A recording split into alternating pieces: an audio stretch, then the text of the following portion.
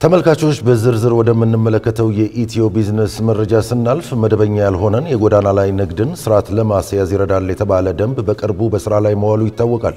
ይህ ኢመደበኛ የጎዳና ላይ ንግድን ህጋዊ ስርዓት ለማስያዝ የወጣው ደንብ ምን ያህል የንግድ ስርዓቱን ያግዛል የሚለውና የተለያዩ ጉዳዮችን አካተን መረጃ ይዘን መተናል። እሱን ተከታትለን እንምጣ።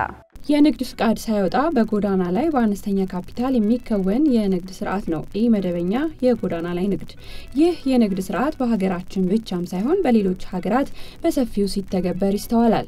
ዛሬ ላይ በዓለም አቀፍ ደረጃ ያለው የንግድ እንቅስቃሴ በብዙዎቹ ትልልቅ ከተሞች እስከ 17% ያለው የንግድ እንቅስቃሴያቸው ኢመደበኛ ብለን በመናየው ወይም ደግሞ እኛ ጋር በተለምዶ የጎዳና ላይ ንግድ ተብሎ ሲጠራ በነበረው በአሁኑ በደንቡ ግን ግልጽ የሆነ ስያሜ ተሰጥቶት መደበኛ ያልሆነ ወይም የንግድ ፍቃዱ እንደ መደበኛው ነጋዴ ግልጽ የሆነ አድራሻ ይዞን የሚሰራው የግብር ስርዓቱ የመሳሰለው መደበኛ ብለን የምናቃቸው ነጋዴዎች ጋር በተለየ መልኩ የጎዳና ላይ ንግድ ወይም ኢመደበኛ ይባል የነበረውን መደበኛ ያልሆነ የንግድ እንቅስቃሴ ብለን መድበናል። እንግዲህ ቅድም እንደገለጽኩልሽ 17% የሚሆነው አንዳንድ ቦታ ላይ እስከ 23% ድረስ ይሄዳል የኢመደበኛ ወይም መደበኛ ያልሆነ የንግድ ስርዓታቸውና ከአጠቃላይ ኢኮኖሚያችን ኢትዮጵያ ውስጥም እንግዲህ አሁን ላይ ባለንበት ጥናቶች ማጥናት ያስፈልጋል።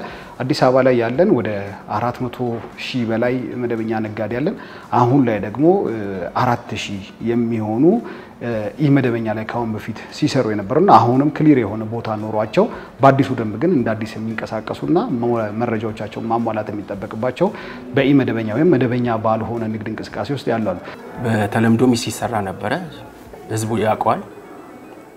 ነገር ግን የከተማ አስተዳደሩ ስርዓት መበጀት አለበት በሚል ከውጭም ልምዶችን በመውሰድ ስርዓት ብናበጅለት አንደኛ ዜጋውንም ስራ መፍጠር ይቻላል፣ ለራሱም ስራ ከመፍጠሩም ያለፈ ለከተማውም ኮንትሪቢዩት ያደርጋል።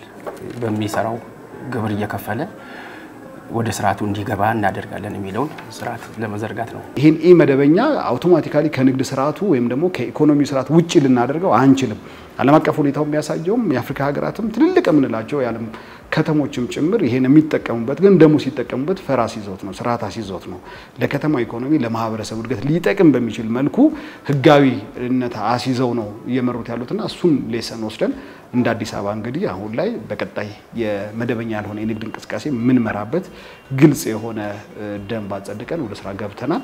የአዲስ አበባ ከተማ አስተዳደር መደበኛ ያልሆነን የጎዳና ላይ ንግድ ስርዓት ለማስያዝ ይረዳል ያለው ይህ ደንብ በጎዳና ንግድ ላይ የተሰማሩ ዜጎች የግብር ከፋይ መለያ ቁጥርን ጨምሮ ማሟላት ያሉባቸውን መስፈርቶች በማሟላት እውቅና ተሰጥቷቸው ወደ ስራ እንደሚገቡ ያስቀምጣል። ከአዲሱ ደንብ ጋር ተያይዞ በተደረገው ጥናት አሁን ላይ በኢመደበኛ ወይም መደበኛ ባልሆነ የንግድ ስርዓትን ወደ መደበኛና ህጋዊነት ለማምጣት በወጣው ደንብ ላይ በየትኛውም ደረጃ ወይም ደግሞ ክሊር የሆነ መረጃ ተሟልቶለት የሚንቀሳቀስ ነጋዴ እስከ 200,000 ብር ድረስ ካፒታል መያዝ ይችላል።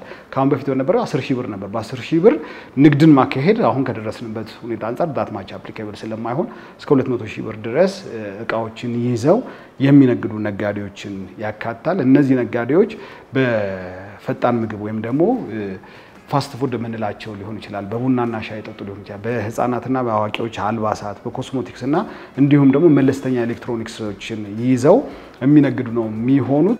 ከስራ ዕድል ፈጠራ ጋር አይገናኝም። እኛ ቀደም ሲልም ሲነግድ የነበረ በህገ ወጥ ሲነግድ የነበረ እዛው ወረዳ ላይ ይሁን ከተማ አስተዳደሩ ስር በሚገኙት 11 ክፍለ ከተማ እና 120 ወረዳዎች ላይ በሚሰራው ስራ ስርዓትና ብጅለት ነው እንጂ ስራ እንፍጠርለት አይደለም። ሲጀመር ኢኮኖሚውን ራሱ በራሱ ሰዓት ስራ ዕድል ፈጥሮ ገቢ ያመነጨ ህይወቱን እየቀጠለ ነበር። አሁን ስርዓት እናበጅለት ስንል አንደኛ እዛ ላይ እየሰራ መሆኑን ማረጋገጥ ይፈልጋል። በህገ ወጥ መንገድ ጎዳና ላይ እየሰራ መሆኑን ማረጋገጥ ይፈልጋል።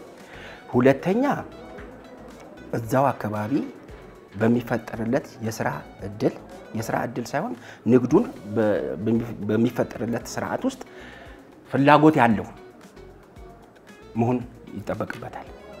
ኢኮኖሚውን ራሱ ነው የሚመሰርተው። ለዛ ከኛ አህዱ ብሎ ሲገባ ነዋሪ መሆኑን የሚያረጋግጥ ክሊራንስ እንደማንኛውም ያወጣል፣ ቲን ያወጣል።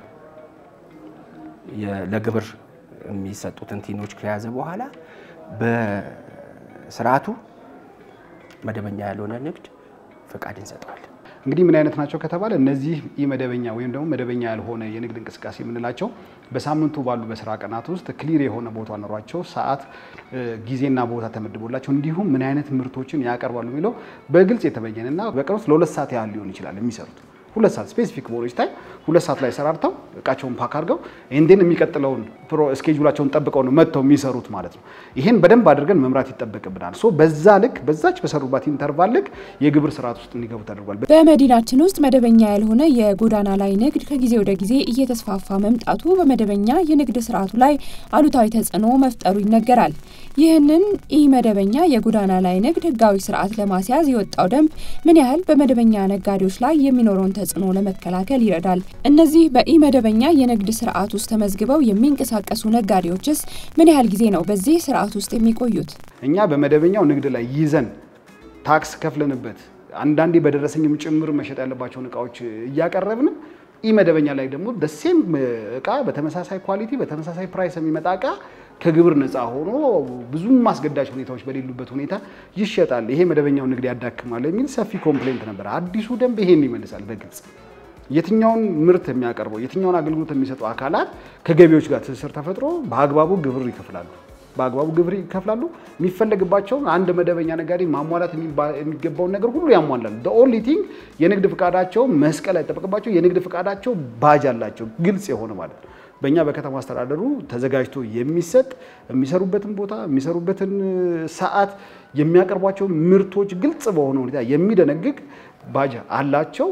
ኢቭን በፊት ይነሳ የነበረ ኮምፕሌን መጀመሪያ ላይ ያነሳውልሽ አንድ በኢመደበኛ ላይ የሚንቀሳቀስ ሰው ሜክሲኮም ሲሸጥ ታገኛለሽ፣ ቦሌም ሲሸጥ ታገኛለሽ፣ የካላይም ሰምዌርም ኤቭሪዌር ቤልሽበት የሄደ ቢዞር ቀን ሙሉ ቢሰራ ማንንም የሚቆጣጠረው የለ። አሁን ላይ ግን በዛ ልክ ሊሆን አይችልም ማለት ነው።